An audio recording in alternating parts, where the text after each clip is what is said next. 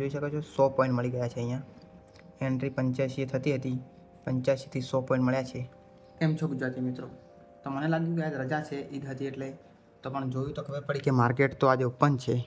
અહીંયા મિત્રો આવું લખેલું હતું એટલે મને લાગ્યું કે આજે હોલિડે છે, માટે હું તો માર્કેટ ઓપન કર્યું જ નહોતું. અને ઓપન કર્યું ત્યારે ખબર પડી કે માર્કેટ તો આજે ઓપન છે.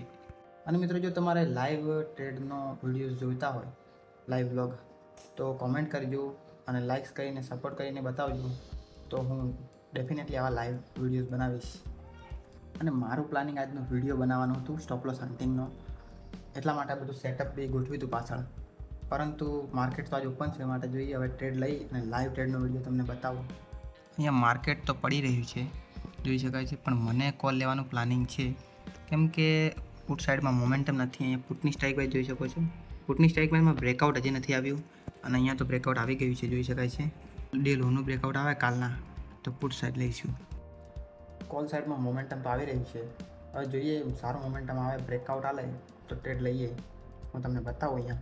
તો અહીંયા જોઈ શકો છો નિફ્ટીમાં કોલ સાઈડમાં મોમેન્ટમ આવી રહ્યું છે, તો જોઈએ સ્ટ્રાઇક પ્રાઇસ જોઈ શકો છો. અહીંયા બ્રેકઆઉટ આવે તો લઈએ, બાકી બ્રેકઆઉટ વગર તો લેવો નથી, કોઈ પ્લાનિંગ નથી. જોઈએ અહીંયા શું થાય છે. હવે પુટ સાઈડ અહીંયા બ્રેક કરવાનો પ્રયત્ન કરી રહ્યું છે, જોઈ શકાય છે. અને સ્ટ્રાઇક પ્રાઇસ બી તમે જોઈ શકો છો, પરંતુ આ ટ્રેડમાં થોડો રિસ્કી ટ્રેડ છે, કેમ કે ઓલરેડી અહીંયા બ્રેકઆઉટ આવી ગયું હતું, પરંતુ અહીંયા નહોતું આવ્યું. તો જોઈએ ટ્રેડમાં શું થાય છે, ટ્રેડ લઈએ છે કે નથી લેતા.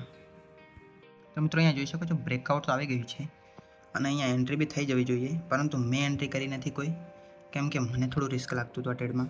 જરૂર પણ તમને બતાવી દઉં તો ઘણા લોકોને વડે ડાઉટ થશે કે એન્ટ્રી કરી નાખી છે. તો જોઈ શકાય છે અહીંયા મેં કોઈ ટ્રેડ કર્યો નથી પોઝિશન.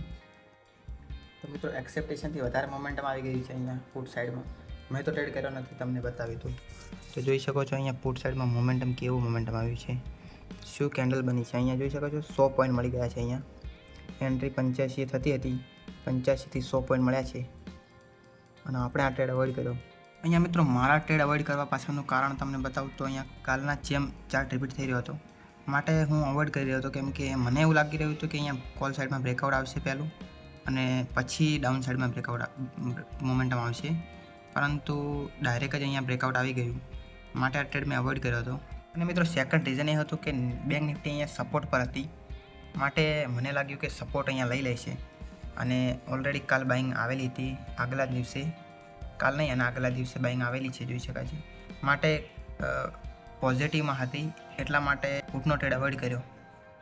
તો મિત્રો આવા દિવસો પણ આવે કે સારું મોમેન્ટમાં આપણી સ્ટ્રેટેજી પ્રમાણે ટ્રેડ બી બન્યો હતો, અને અહીંયા મેં મારી સામે અહીંયા 100 પોઈન્ટનું મોમેન્ટમ આવી ગયું, અને હું જોતો રહી ગયો. મિત્રો 100 પોઈન્ટનું તો મોમેન્ટમ આવ્યું, પણ કદાચ મેં ટ્રેડ આ લીધો હોત તો હું 20થી 25 પોઈન્ટ જ બુક કરી શકત. 1:2 યા 3 વધારેમાં વધારે એટલા પોઈન્ટ તમે કેચ કરી શકો, વધારે પોઈન્ટ ના કેચ કરી શકો. ઘણા ફિન ઇન્ફ્લુએન્સર છે જે સ્ટોક માર્કેટના વિડીયોઝ બનાવે છે, અને 90 દિવસમાં થાર લેવાની એવા બધા ચેલેન્જ લે છે. તો એવા લોકોને છે એમને તમે અવોઇડ કરો જોવાનું, સારા ટ્રેડરને જુઓ અને એમના પાસે શીખો, એટલી જ સલાહ છે મારી.